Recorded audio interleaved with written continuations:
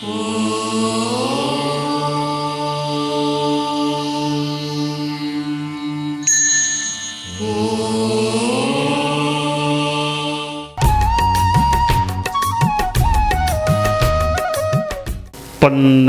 च सुरेन्द्रे च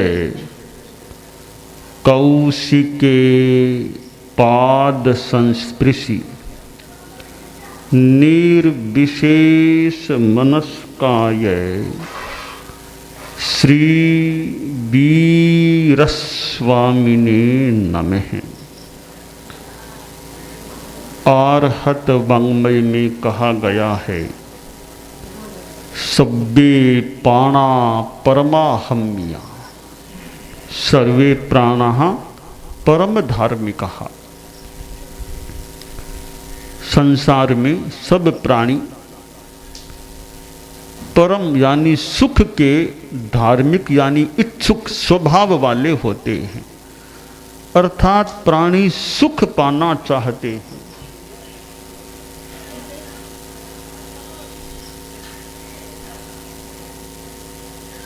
और सुख तात्कालिक भी होता है, भौतिक होता है, और आध्यात्मिक आंतरिक सुख भी होता है।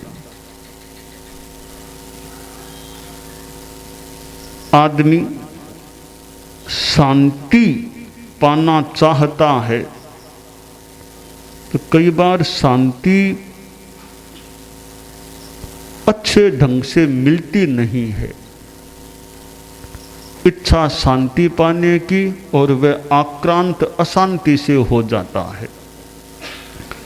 हमारे जीवन में शांति का बहुत महत्व है। सुविधा मिलना एक चीज है, शांति मिलना अलग चीज है। सुविधा तो आप गृहस्थों के पास बहुत हो सकती है। आपके पास अच्छे बड़े बंगले हो सकते हैं, कार हो सकती है, एसी रूम, पंखे आदि बहुत सुविधाएं हो सकती हैं।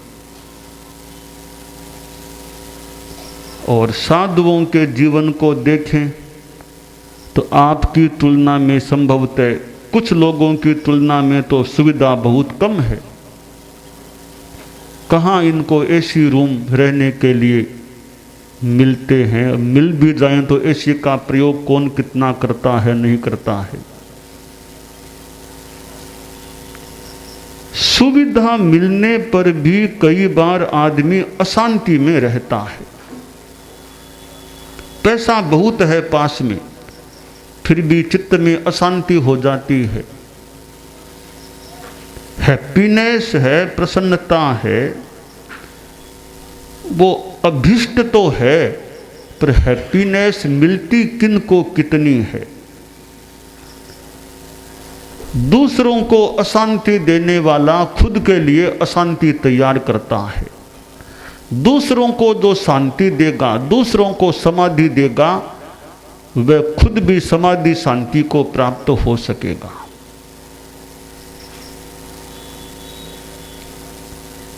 धर्माचार्य एक नगर में पधारे।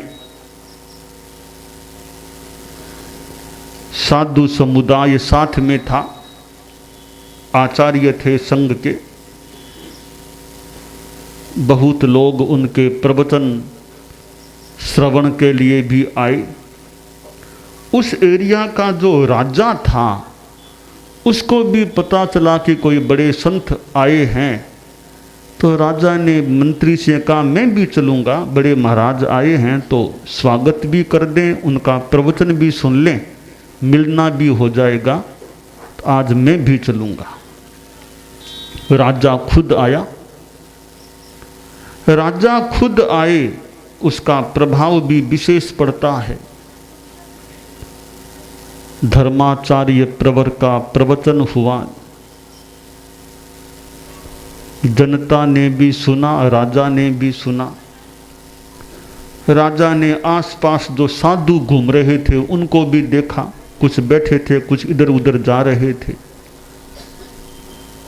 कुछ पैनी दृष्टि से देखा साधुओं को भी। प्रवचन संपन्न हो गया,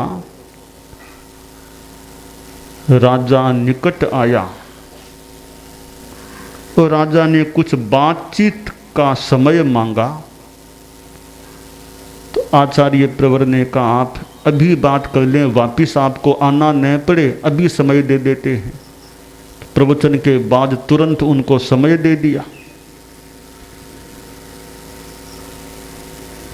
राजा ने कुछ अपने राज्य के बारे में जानकारी दी। फिर राजा बोला कि आचार्य प्रवर, एक मन में कुतूहल है, एक जिज्ञासा है, आपको कष्ट न हो, क्योंकि आपने प्रवचन भी लंबा किया था, अब और ज़्यादा बोलने में आपको ज़्यादा श्रम न पड़ता हो तो मेरे प्रश्न का उत्तर देने का अनुग्रह करें। धर्माचार्य बोले कोई आप चिंता न करें, कोई खास थकान नहीं है मुझे, आप बोलिए, मैं जवाब देने का प्रयास कर सकूंगा। राजा बोला कि आचार्य प्रवर, आपके बारे में तो मैं कुछ कहूँ यह तो मेरे में हिम्मत भी नहीं है। मैं आपके साधुओं के बारे में कहना चाहूँगा। मैंने आपके साधुओं को ध्यान से देखा। बाल मुनि भी आपके साथ हैं, युवा भी हैं, प्रौढ़ भी हैं। उनके चेहरों पर बड़ी प्रसन्नता झलक रही है। मैंने जानकारी भी की आपकी जीवन शैली के बारे में। आपका जीवन तो कठिन है, रात को आप पानी भी नहीं पीते, भोजन तो दूर, पानी न भोजन, इतनी गर्मी, भोजन नहीं, एक बूंद पानी नहीं रात को पीने के लिए, पैदल आपका चलना इस गर्मी में, और मच्छर आदि के कष्ट भी आपको आते होंगे, न आपके कमरों में एसी है। आपका कठोर जीवन है साधुओं का। तो मेरे मन में आचार्य प्रवर प्रश्न यह उठा कि आपके साधु इतना कठोर जीवन जीते हुए भी बड़े प्रसन्न दिखाई दे रहे हैं, हंसते खिलते, मुस्कान भरे उनके चेहरे, मानो कोई चिंता उनको है ही नहीं, इतना निश्चिंत उनका जीवन। दूसरी ओर मैंने ध्यान दिया, मेरे जो राजकुमार हैं उनको सुविधा के उपलब्ध साधन प्राप्त कराए गए हैं, राजघराने में रहते हैं, अच्छा खाना, अच्छा पीना, अच्छा कपड़ा, सब अच्छी बातें, और इतना सुविधामय जीवन जीते हुए भी उनके चेहरों पर वह प्रसन्नता नहीं दिखाई देती जो प्रसन्नता आपके साधुओं के चेहरों पर दिखाई देती है। इसका क्या कारण है? सुविधा का जीवन फिर भी अप्रसन्नता, दुविधा कठिनाई का जीवन फिर भी प्रसन्नता, यह विरोधाभासी दृश्य देखने को मिल रहा है। इसका कारण क्या है? धर्माचार्य श्री ने कहा, राजन अब आप तो स्वयं प्रबुद्ध लग रहे हैं, आपको क्या उत्तर दें हम, फिर भी चूंकि आपने उत्तर हमसे मांग लिया तो उत्तर देना हमारा कर्तव्य भी हो गया है। देखिए राजन, सुविधा एक चीज है और शांति अलग चीज है। आपके राजकुमारों के पास सुविधा तो बहुत है पर शांति नहीं, इतनी क्यों नहीं है कि मेरे साधु हैं वो त्यागी हैं, त्याग का जीवन जीते हैं। राजन, त्याग के समान कोई सुख नहीं होता। नहीं राग समम दुखम, नहीं त्याग समम सुखम। राग मोह के समान तो दुख नहीं दुनिया में, त्याग तपस्या के समान को, त्याग के समान कोई सुख नहीं होता। मेरे साधुओं में त्याग है, संयम है, इच्छा आकांक्षाएं विशेष नहीं, संयम है। आदमी अशांति में क्यों जाता है? जिसके जितनी ज़्यादा कामना, लालसा, आकांक्षा, मोह होगा वो आदमी अशांति में होगा। तो त्यागी है, कोई कामना नहीं, पैसे के त्यागी, भोगों के त्यागी। ऐसे साधुओं के पास शांति तो क्यों नहीं रहेगी? शांति को भी तो बढ़िया स्थान चाहिए रहने के लिए। बढ़िया स्थान, साधुओं से बढ़िया और क्या स्थान मिलेगा शांति को रहने के लिए? तो त्याग जीवन में है साधुओं के, इसलिए उनके चित्त में शांति है। चित्त में शांति है तो चेहरे पर भी प्रसन्नता झलकती है। आपके जो राजकुमार हैं उनमें तो उत्तराधिकार पाने की दौड़ लगी हुई है। कौन उत्तराधिकार प्राप्त करेगा? वो तो उसी चिंता में जी रहे हैं, प्रयास कर रहे हैं। त्याग उनमें है नहीं, भोग प्रधान जीवन है, कामनाएं बहुत हैं। ऐसी स्थिति में उनको उतनी शांति मिले कैसे जो शांति साधुओं में होती है। परम पूज्य गुरुदेव तुलसी एक संत समुदाय के प्रमुख थे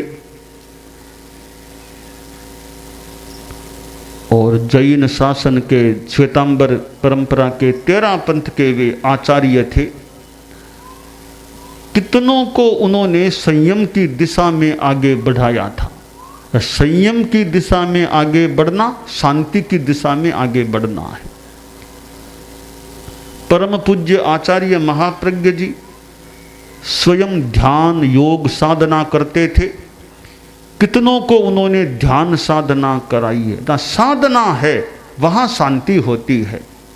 गीत में कहा गया, साधना ही शांति का आधार है। साधना ही शांति का आधार है। योग विरहित जिंदगी बेकार है। योग विरहित जिंदगी बेकार है। साधना ही शांति का आधार है। दूसरों के दोष ही हम देखते, दूसरों के दोष ही हम देखते। जान ही खुद दोष के भंडार हैं। क्या नहीं खुद दोष के भंडार हैं। साधना ही शांति का भोग ही क्या जिंदगी का लक्ष्य है।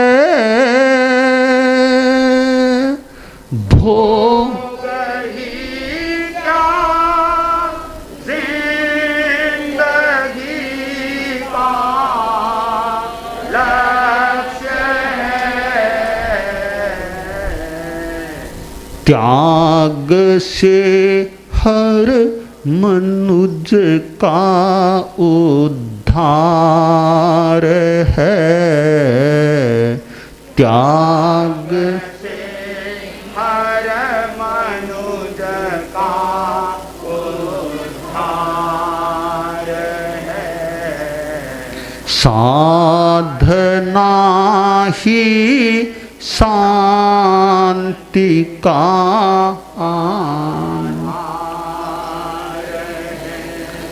नहीं इच्छा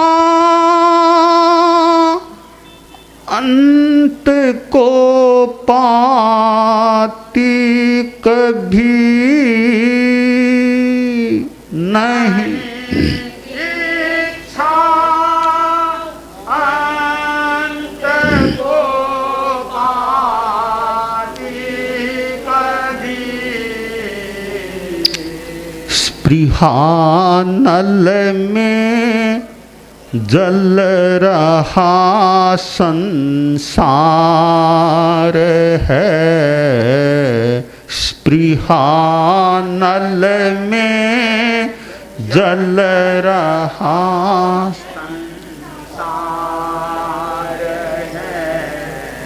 साधना ही शांति का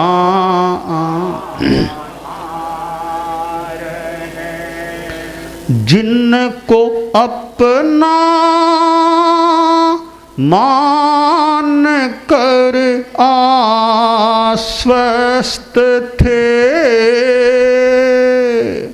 जिनको अपना मान कर आश्वस्त थे,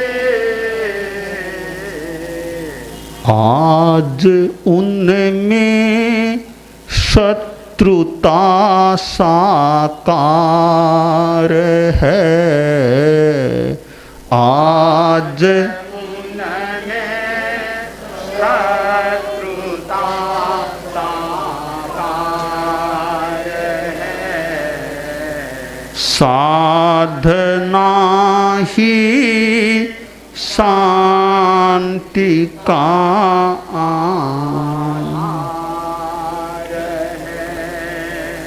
दूसरों की देख उन्नति क्यों जले,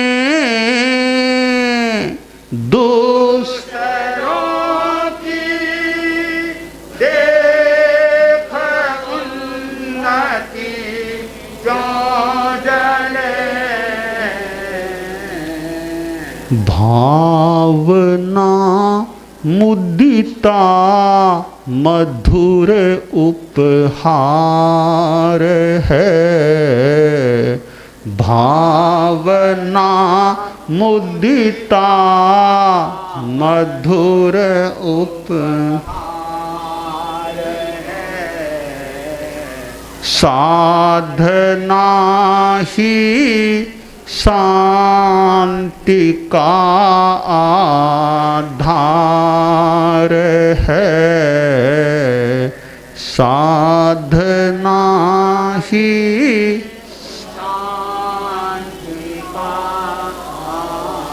आधार है। शांत निष्पृह संत जन रहते सदा, शांत निष्पृह संत जन रहते सदा,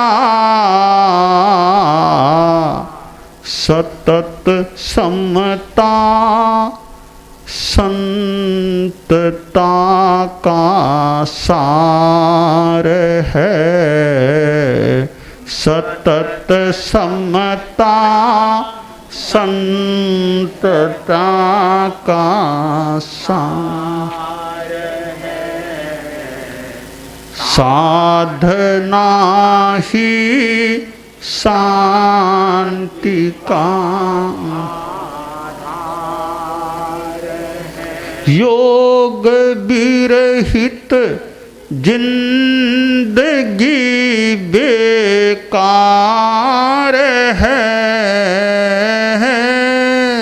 योग विरहित जिंदगी बेकार है, साधना साधना ही शांति का आधार है, साधना ही शांति का आधार है। तो साधना राग द्वेष मुक्ति की पुष्ट हो जाए तो शांति फिर सुलभ हो सकेगी।